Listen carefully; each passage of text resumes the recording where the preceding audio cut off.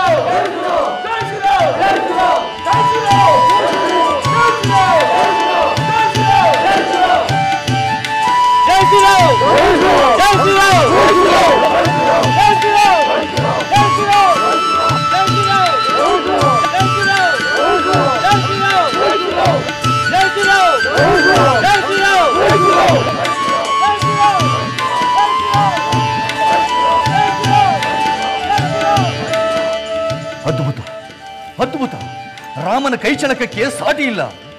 ಶ್ರೀರಾಮನು ಗಂಧರ್ವಾಸ್ತ್ರವನ್ನು ಪ್ರಯೋಗಿಸಿ ರಾಕ್ಷಸರನ್ನು ಸಂಮೋಹಗೊಳಿಸಿದ್ದಾನೆ.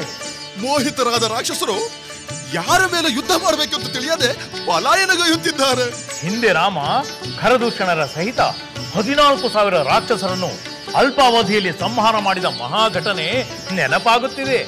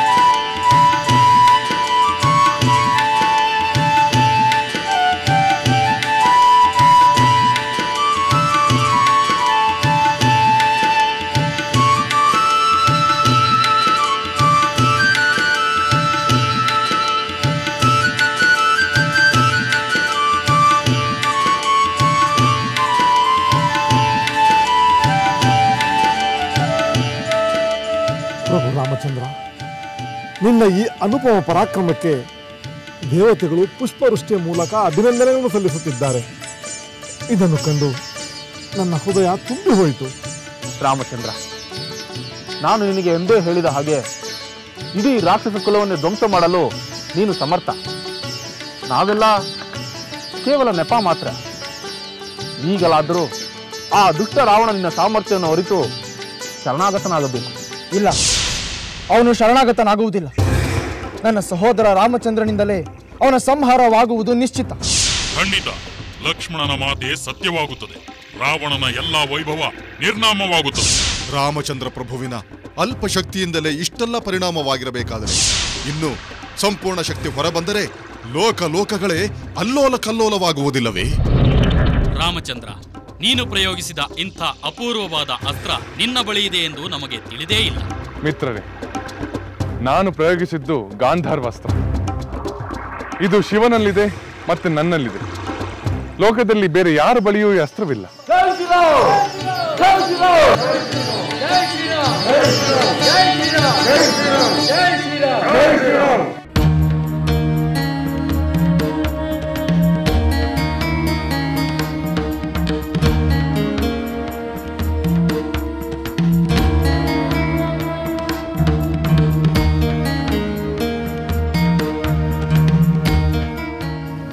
ಸೀತೆ, ನಿನಗೊಂದು ಸಮಾಧಾನದ ವಾರ್ತೆ ಇದೆ. ಏನು ತ್ರಿಜಟೆ? ಕಡೆಗೂ ಆ ರಾವಣ ನನ್ನ ಸ್ವಾಮಿಯೊಂದಿಗೆ ಯುದ್ಧ ಮಾಡಲು ರಣರಂಗಕ್ಕೆ ಬಂದನೆ? ಈಗ ಬಂದಿಲ್ಲ, ಇಷ್ಟರಲ್ಲೇ ಬರುತ್ತಾನೆ. ಆದರೆ ಲಂಕೆಯ ಸೈನ್ಯ ಶ್ರೀರಾಮನ ಅಪ್ರತಿಮ ಪರಾಕ್ರಮಕ್ಕೆ ಹೆದರಿ ಓಡಿ ಹೋಗುತ್ತಿದೆಯಂತೆ. ತ್ರಿಜಟೆ, ದಂಡಕಾರಣ್ಯದಲ್ಲಿ ವಿರಾಧನನ್ನು ಕೊಂದಾಗ, ಖರಾದೂಷಣರೊಂದಿಗೆ 14,000 ರಾಕ್ಷಸರನ್ನು ಕೊಂದಾಗ ನನ್ನ ಸ್ವಾಮಿಯ ಪರಾಕ್ರಮವನ್ನು ನಾನು ಕಣ್ಣಾರೆ ಕಂಡಿದ್ದೇನೆ. ನಿಮಗೆ ಇದು ಸಾಮಾನ್ಯ ವಿಷಯ, ಆದರೆ ರಾಕ್ಷಸ ಸೈನ್ಯಕ್ಕೆ ಹೊಸದು. ಅವರು ರಾಮನ ನಿಜವಾದ ಪರಾಕ್ರಮವನ್ನು ಮೊದಲ ಬಾರಿಗೆ ನೋಡಿದ್ದಾರೆ. ಇನ್ನೊಂದು ಬೆರಗಿನ ವಿಷಯವನ್ನು ಎಲ್ಲ ಮಾತಾಡಿಕೊಳ್ಳುತ್ತಿದ್ದರಂತೆ. ಬೆರಗಿನ ವಿಷಯವೇ? ಏನದು ತ್ರಿಜಟೆ? ಶ್ರೀರಾಮ ಗಂಧರ್ವಾಸ್ತ್ರವೆಂಬ ಬಾಣವನ್ನು ಪ್ರಯೋಗಿಸಿದರಂತೆ. ಅದರ ಪ್ರಭಾವದಿಂದ ರಾಕ್ಷಸ ಸೈನ್ಯಕ್ಕೆ ಎಲ್ಲೆಲ್ಲೂ ರಾಮನೇ ಕಾಣುತ್ತಿದ್ದರಂತೆ. ಆ ಅದ್ಭುತವನ್ನು ನಿನಗೆ ತಿಳಿಸಲೆಂದೇ ನಾನು ಬಂದೆ. ಅಷ್ಟು ಸಾಲದು ತ್ರಿಜಟೆ. ಆ ದುರುಳ ರಾವಣನಿಗೆ ನನ್ನ ಸ್ವಾಮಿ 1000 ರೂಪದಲ್ಲಿ ಕಾಣಿಸಬೇಕು. 1000 ದಿವ್ಯಾಸ್ತ್ರಗಳಿಂದ ಅವನನ್ನು ಘಾತಿಸಬೇಕು. ಒಬ್ಬ ರಾಮನೇ ಹಲವು ರಾಮರಾಗಿ 1000 ಬಾಣದಿಂದ ಆಕ್ರಮಣ ಮಾಡುತ್ತಿರುವಂತೆ ಭ್ರಮಿತರಾಗಿ ರಾಕ್ಷಸ ಸೈನ್ಯ ಪಲಾಯನ ಮಾಡುತ್ತಿದೆಯಂತೆ. ತ್ರಿಜಟೆ, ನೀನು ಹೇಳುತ್ತಿರುವುದನ್ನು ನೋಡಿದರೆ ನಾನೇ ರಣರಂಗದಲ್ಲಿದ್ದು ನನ್ನ ಸ್ವಾಮಿಯ ಅಪೂರ್ವ ಪರಾಕ್ರಮವನ್ನು ಕಣ್ಣಾರೆ ಕಾಣಬೇಕಾಗಿತ್ತು ಎನಿಸುತ್ತಿದೆ. ಆ ಪರಾಕ್ರಮ ಪ್ರದರ್ಶನವೆಲ್ಲ ಯಾರಿಗಾಗಿ? ನಿನಗಾಗಿ, ನಿನ್ನ ಬಿಡುಗಡೆಗಾಗಿ ಎಂದು ಭಾವಿಸಿ ಸಮಾಧಾನ ಪಟ್ಟುಕೋಸಿದ್ದೆ.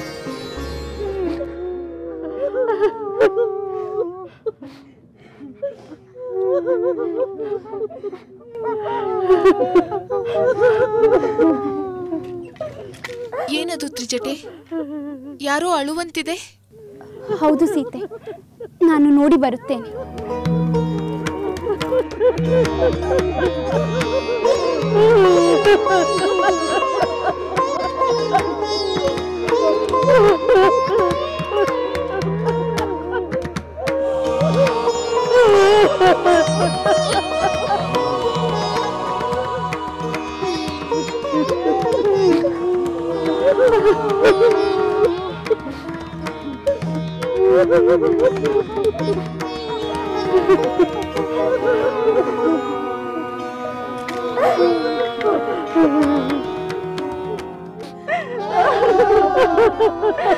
ನನ್ನ ಗಂಡ ನನ್ನನ್ನು ಎಷ್ಟು ಪ್ರೀತಿಸುತ್ತಿದ್ದ. ಒಂದು ದಿನವೂ ನನ್ನನ್ನು ಬೈದವನಲ್ಲ. ಅಯ್ಯೋ, ನಾನು ಎಂತ ಒಳ್ಳೆಯ ಪತಿಯನ್ನು ಕಳೆದುಕೊಂಡೆ. ಈಗ ನಾನು ಏನು ಮಾಡಲಿ?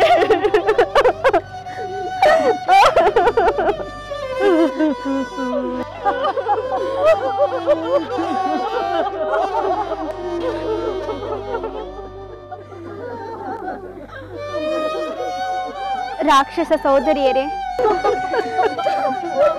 ನೀವೆಲ್ಲ ಏಕೆ ದುಃಖಿಸುತ್ತಿರುವಿರಿ?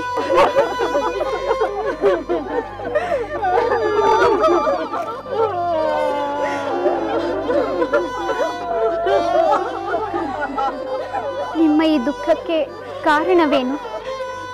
ತ್ರಿಜಟೆ, ಏನು ಹೇಳಲಿ? ಈ ಘೋರ ಯುದ್ಧದಲ್ಲಿ ನನ್ನ ಪತಿ ಸತ್ತು ಹೋದ. ನನ್ನ ಪುತ್ರ ಹತನಾದ ತ್ರಿಜಟೆ, ಹತನಾದ. ನನ್ನ ಇಬ್ಬರು ಸಹೋದರರು ಹತರಾದರ ತ್ರಿಜಟೆ. ತಂದೆ ಇಲ್ಲವಾದರೂ ತ್ರಿಜಟೆ,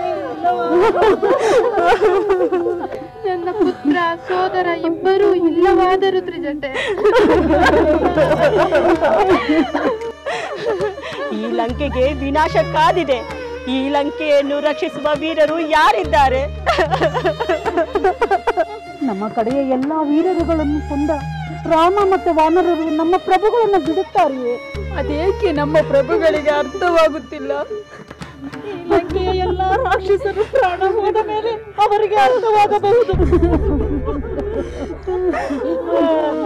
ಆಗ ಅರ್ಥವಾದರೆ ಏನು ಪ್ರಯೋಜನ? ರಾಕ್ಷಸಿಯರೇ, ಬಲವಂತನಾದ ರಾವಣ ತಾನು ತಪಸ್ಸು ಮಾಡಿ ಬ್ರಹ್ಮನಿಂದ ಪಡೆದ ವರಗಳ ಬಲದಿಂದ ಉದ್ಧಟನಾಗಿ ದೇವತೆಗಳನ್ನು ಪೀಡಿಸತೊಡಗಿದ. ಆಗ ದೇವತೆಗಳು ರಾವಣನ ಪೀಡೆಯಿಂದ ಕಾಪಾಡುವಂತೆ ಬ್ರಹ್ಮನಲ್ಲಿ ಪ್ರಾರ್ಥಿಸಿದರು. ಆ ಪ್ರಾರ್ಥನೆಗೆ ಬ್ರಹ್ಮದೇವ ಕಿವಿಗೊಟ್ಟ. ಆ ಬ್ರಹ್ಮದೇವ ಏನು ಮಾಡಿದ ತ್ರಿಜಟೆ?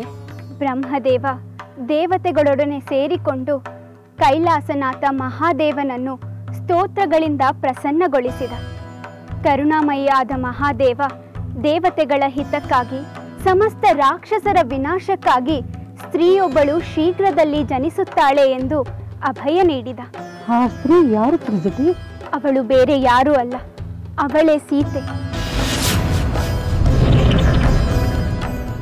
ಹಿಂದೆ ದೇವತೆಗಳು ಕಳುಹಿಸಿದ ಕ್ಷುಧಾದೇವಿ ದಾನವರನ್ನೆಲ್ಲ ಭಕ್ಷಿಸಿದಂತೆ ಈಗ ಈ ಸೀತಾದೇವಿ ರಾವಣನ ಸಹಿತ ರಾಕ್ಷಸರನ್ನೆಲ್ಲ ನುಂಗಿ ಹಾಕುತ್ತಾಳೆ. ಅದಕ್ಕೆ ಕಾರಣ ಉದ್ಧಟನು ದುಷ್ಟನೂ ಆದ ರಾವಣನ ಅನೀತಿ, ಅಧರ್ಮ, ಅಹಂಕಾರ. ಈಗ ಪ್ರಳಯ ರುದ್ರನಂತೆ ರಾಕ್ಷಸರ ವಿನಾಶಕ್ಕೆ ನಿಂತಿರುವ ಶ್ರೀರಾಮನನ್ನು ಯಾರಿಂದಲೂ ತಡೆಯಲು ಸಾಧ್ಯವಿಲ್ಲ. ನಮಗೆಲ್ಲ ಎಂಥ ಗತಿ ಬಂತು ತ್ರಿಜಟೆ? ನಾವೀಗ ರಕ್ಷಕರಿಲ್ಲದಂತಾದೆವು. ಈ ಭೀಷಣ ಬುದ್ಧಿವಂತ ಅಧರ್ಮಿಯಾದ ಸಹೋದರನನ್ನು ತ್ಯಜಿಸಿ ಮೊದಲು ರಾಮನ ಪಕ್ಷ ಸೇರಿಕೊಂಡ. ನಾವು ಹಾಗೆ ಮಾಡಬೇಕಾಗಿತ್ತು. ನಿಮ್ಮ ಭಯ, ಸಂಕಟ ದೂರವಾಗಬೇಕಾದರೆ ನೀವು ರಾವಣೇಶ್ವರನ ಬಳಿಗೆ ಹೋಗಿ ಸೀತೆಯನ್ನು ರಾಮನಿಗೆ ಒಪ್ಪಿಸಿ ಯುದ್ಧವನ್ನು ನಿಲ್ಲಿಸುವಂತೆ ರಾವಣೇಶ್ವರನಿಗೆ ಒಪ್ಪಿಸಬೇಕು. ಒಪ್ಪಿಸುತ್ತೇವೆ ತ್ರಿಜಟೆ, ಒಪ್ಪಿಸುತ್ತೇವೆ.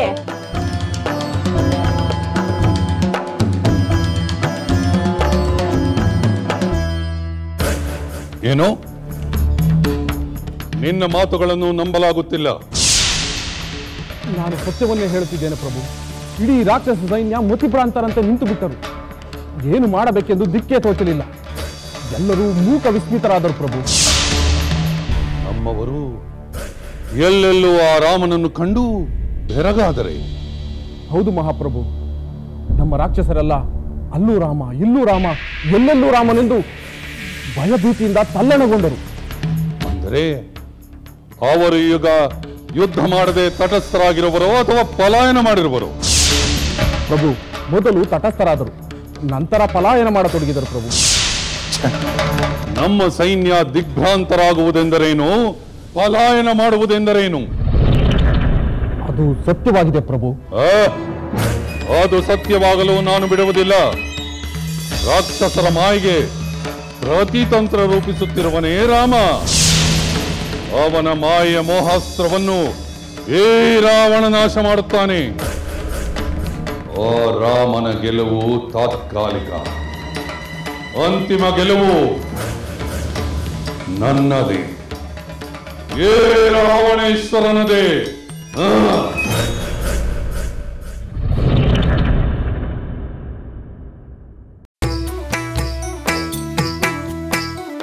ಲಂಕೆಯಲ್ಲಿನ ದುರುಳ ದರ್ಪವು ಸೀತೆ ಸಹನೆಗೆ ಸೋತಿತು. ಅಂತ್ಯ ಇರದ ಅಸುರ ಕುಲವು ರಾಮ ಬಾಣಕ್ಕೆ ಅಡಗಿತು. ದೂರವಿರಲಿ ಸನಿಹವಿರಲಿ ರಾಮ ಹೃದಯ ನಿವಾಸಿನಿ ಯುಗವು ಯುಗವು ಸಾಗಲಿ ಅಕಳಂಕ ಪ್ರೇಮ ಪ್ರಬೋಧಿನಿ ಅಮರ ಗಾಧೆ ಧರಣಿ ಜಾತೆ ಸಾಧ್ವೆ ಸೀತೆ ಸುಚರಿತೆ ಸಹನ ಶಕ್ತಿ ಪತಿಯ ಭಕ್ತಿ ಲೋಕಮಾನ್ಯ ವಂದಿತೆ